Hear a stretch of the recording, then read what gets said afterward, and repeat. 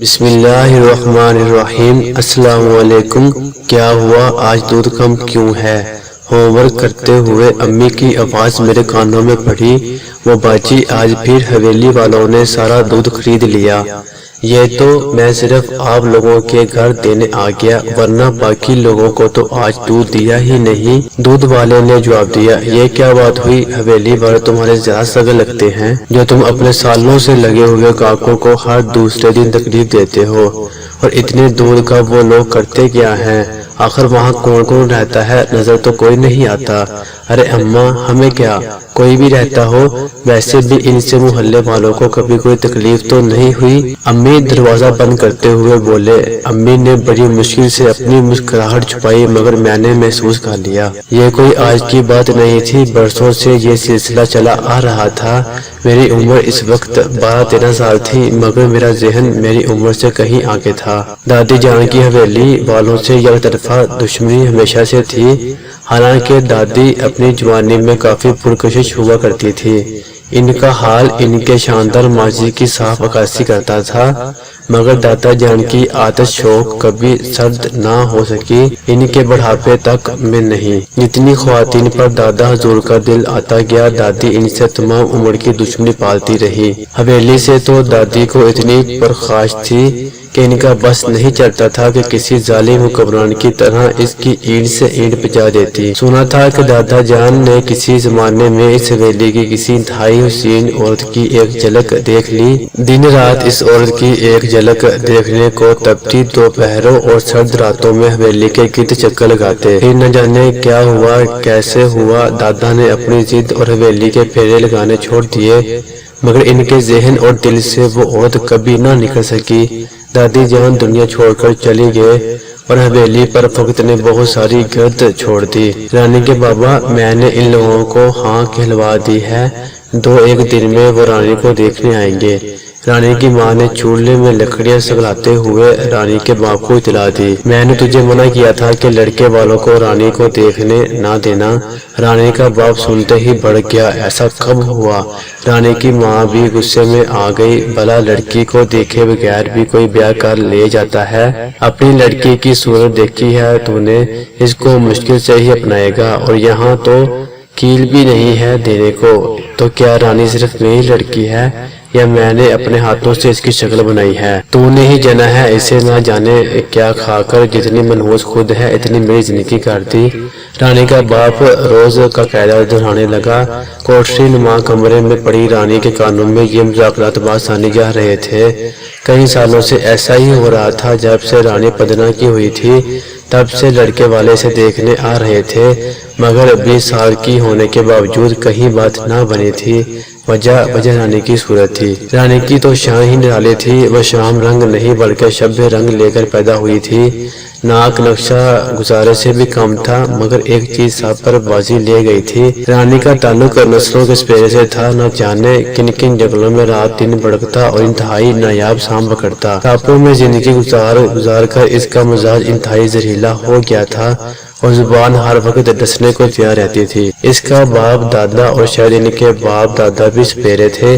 رانی اس کی سب سے بڑی بیٹی تھی، اور اپنی باتوں کے برعکس اس کے دل میں رانی کی بڑی محبت تھی۔ وہ دل سے چاہتا تھا کہ رانی کا بیاہ ہو جائے اور اپنے سسرال چلی جائے، مگر جب رانی جنم لینے والی تھی تو وہ اپنے ساتھیوں کے ساتھ دور گھنے جنگلوں میں بھڑک رہا تھا۔ کسی قیمتی نایاب سانپ کی تلاش میں سانپ ملا، کالا سیاہ بھیانک، کوئی گز بھر لمبا پھن والا۔ وہ کوشش کے باوجود اسے نہ پکڑ سکا، مگر اپنی جان بچانے کے لیے اسے سانپ کو مارنا پڑا۔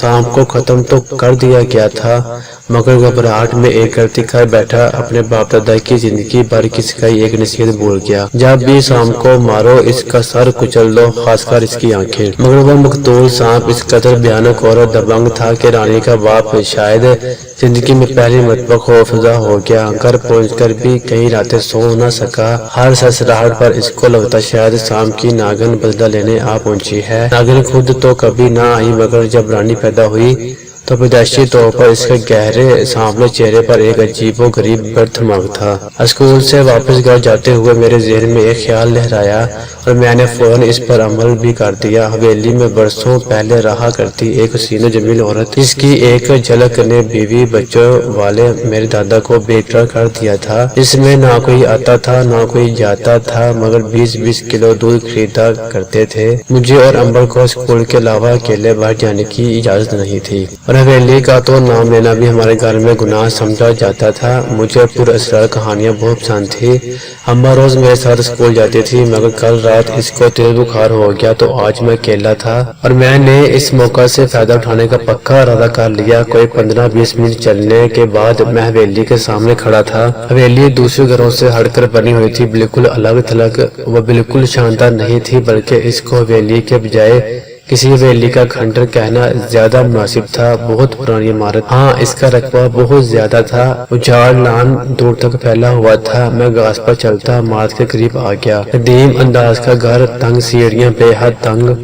मैं देर तक खड़ा बंद दरवाजे को तकता रहा। कई मर्तबा कोशिश की कि दस्तक देकर देखूं कौन खोलेगा दरवाजा। क्या वह खातून जिन पर दादा, लेकिन वो तो अब बहुत बूढ़ी हो गई होगी। और फिर मैंने एक फैसला किया, कोई और समझता या नहीं। रानी के बाप ने इस पर एक नजर डालकर यह बात जान ली थी कि रानी के चेहरे पर बनी वो सांप की छवि बेवजह नहीं हो सकती, मगर इसको एक यकीन सा था कि रानी कोई आम लड़की नहीं। सांप ने हो सकता है अपनी झलक रानी के चेहरे पर छोड़कर इससे इंतकाम लिया हो। आने वाला वक्त न जाने कौन सी घटना साथ लाने वाला था। जब तक रानी कम उम्र थी, इसके पिता ने मजबूरन इसकी तरफ से आंखें बंद किए रखी, मगर जब रानी के दोनों छोटी बहनें भी अपने ससुराल चली गईं, तो वो अनजानी शर्मिंदगी से इसकी तरफ नजर ना उठा पाता था। रानी की सब सहेलियां अपने घरों की हो गई थी। वो आईने में शक्ल देखती तो खुद को ही ना देख पाती। भला मुझसे कोई क्यों ब्याह करेगा? मुझे तो खुद से डर लगता है। इसकी आंखों में आंसू भर जाते। रानी का बाप अपनी मर्दाना फितरत और अपनी जहालत से मजबूर था। लड़के वाले आए, रानी के दीदार का शरफ हासिल किया और उल्टे पैरों वापस लौट गए, कानों को हाथ लगाते। ना बाबा ना, कौन चलती फिरती नागन को अपने घर लेकर जाए। रानी इस रात पल भर ना सो सकी। इस तरह के दिल में छेद करने वाले जुमले सुन सुनकर वो थक गई थी। मुझे नहीं करना ब्याह, रानी ने खुद फैसला किया, मगर पूरी जिंदगी इस तरह अकेले कैसे? कोई तो हो बातें करने वाला, प्यारी प्यारी। वो जाने क्या क्या सोच रही थी। शायद पूर्व चांद की रात आने वाली थी। बस्ती में उदास सन्नाटा था। लोग अपने घरों में बंद बेखबर सो रहे थे, मगर रानी कब से अपने पलंग पर पड़ी चांद को तक रही थी। कितना सुंदर है। दरवाजा बजा तो वो बुरी तरह चौंक गई। कौन है? मैं बड़ी तेजी से अपने घर की तरफ चला, बल्कि दौड़ पड़ा था। न जाने क्यों हवेली का जायजा लेते लेते एक अजीब खौफ की लहर मेरे अंदर दौड़ गई। नहीं नहीं, मैं कभी इधर नहीं आऊंगा।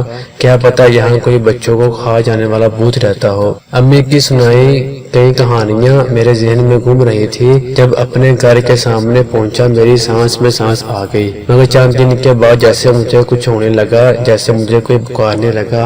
हवेली मुझे अपनी तरफ खींचने लगी थी और इस आवाज में रोज बरोज शिद्दत आने लगी थी। मुझे हवेली, इसका बंद दरवाजा, इसका उजाड़ लान पुकारने लगा। आओ, सिर्फ एक मरतबा आओ तो सही। अंदर आओ, अंदर आकर देखो कौन है अंदर। और फिर एक दिन, अरे बाबा, दरवाजे पर रानी का बाप था। वो पिछले कई दिनों से जंगल गया हुआ था सांप का शिकार करने। बाबा, रोटी लाऊं? नहीं नहीं, तेरी माँ कहाँ है? माँ सो रही है। तुम सच कह रहे हो रानी के पापा? रानी की माँ की आवाज में सख्त हैरत उतर आई थी। अरे हाँ हाँ, ये सांप अनमोल है, कई सदियों में पैदा होता है। अगर इसकी सही कीमत लग गई तो समझ वारे न्यारे हो जाएंगे। और फिर मैं रानी का ब्याह कर दूंगा, घर भरकर दहेज दूंगा। लड़के वालों को मुंह मांगा।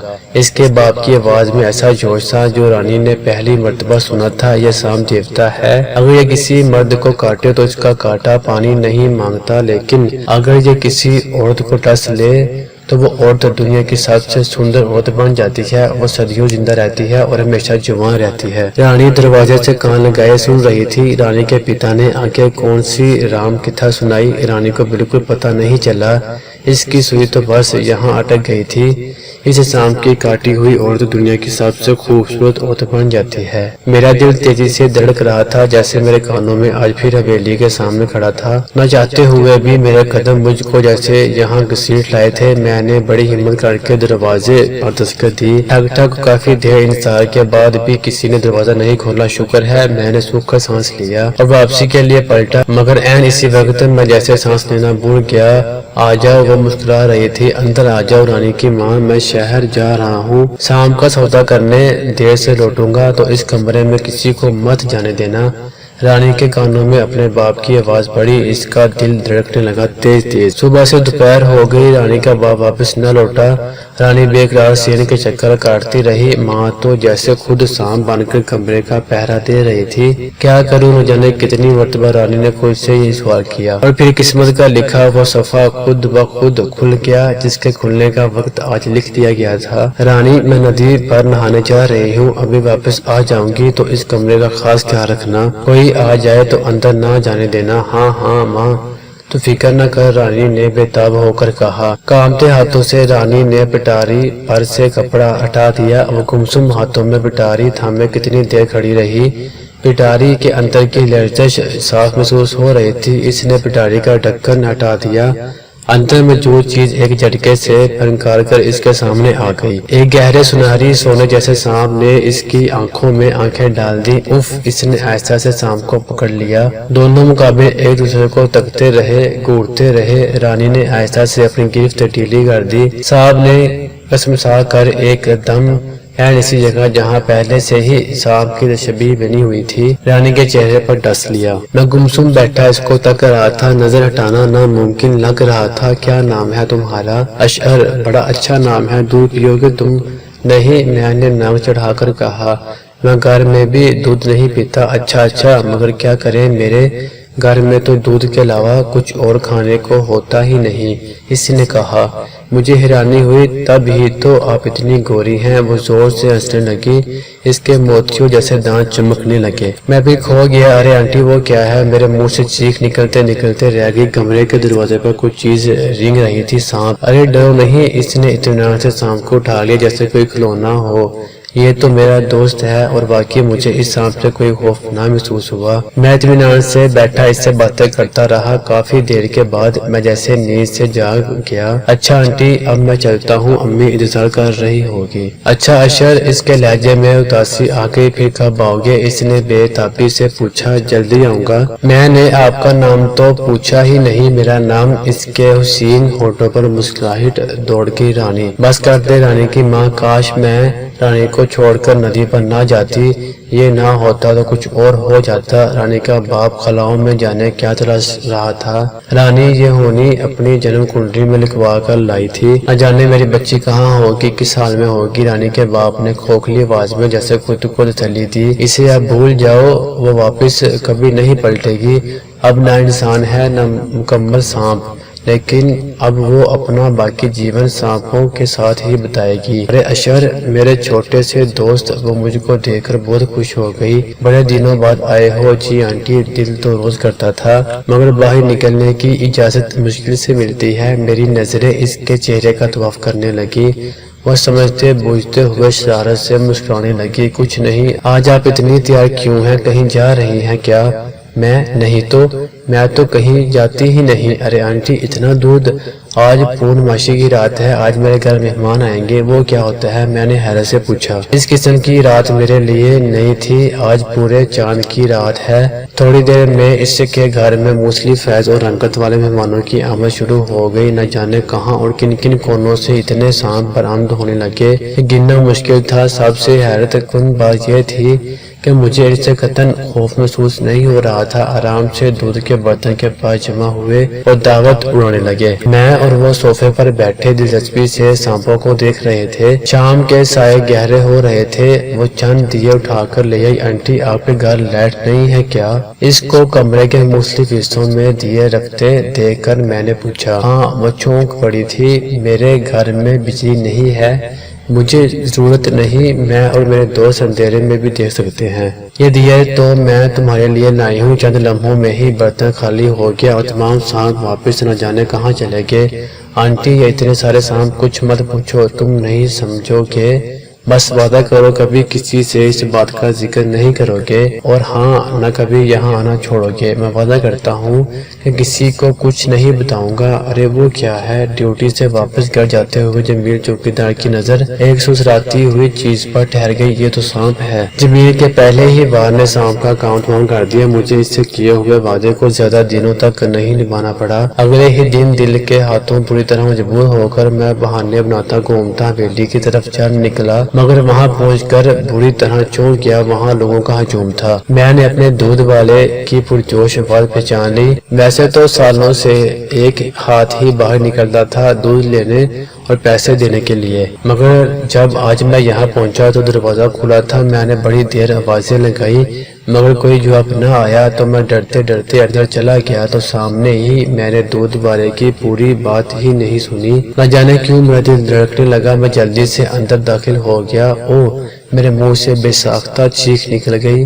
سیاہ ساری کوئی وجود فرش پر بے سود پڑا تھا، یقیناً مردہ، لیکن یہ وہ تو نہیں۔ میں اس کے اور قریب پہنچ گیا۔ یہ کیا ہے؟ اس عورت کے سیاہ چہرے پر مزید گہرا ایک نشان تھا، عجیب سا سانپ جیسا۔ گھر میں تو اور کوئی بھی نہیں ہے، شاید یہ عورت گھر میں اکیلی رہتی تھی۔ کوئی صدیوں پرانا قصہ، کوئی بزرگوں سے سینہ بہ سینہ چلی آئی روایت ہو سکتا ہے، محض آدھی سچ ہو اور آدھی من گھڑت۔ اگر تو یہ ریسرچ سچ ثابت ہو جاتی اور رانی کے ماں باپ کی برسوں پہلے ہونے والی وہ گفتگو جو رانی نہ سن پائی تھی ریورس کی جا سکتی، تو کیا سامنے آتا؟ رانی نے اپنے باپ کی بات صرف وہاں تک سنی جہاں تک اس سانپ کی کاٹی عورت کے سندر بن جانے کا تذکرہ تھا۔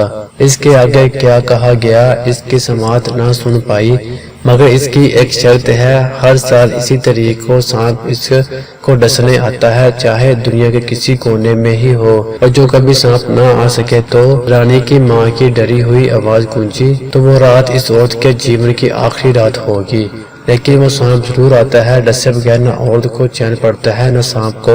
دھن دولت پہننا اوڑھنا اس کو سب ملتا رہتا ہے، نہیں ملتا تو شوہر کا سکھ، بچوں کی خوشی۔ سانپ پھر کسی مرد کو اسے چھونے بھی نہیں دیتا۔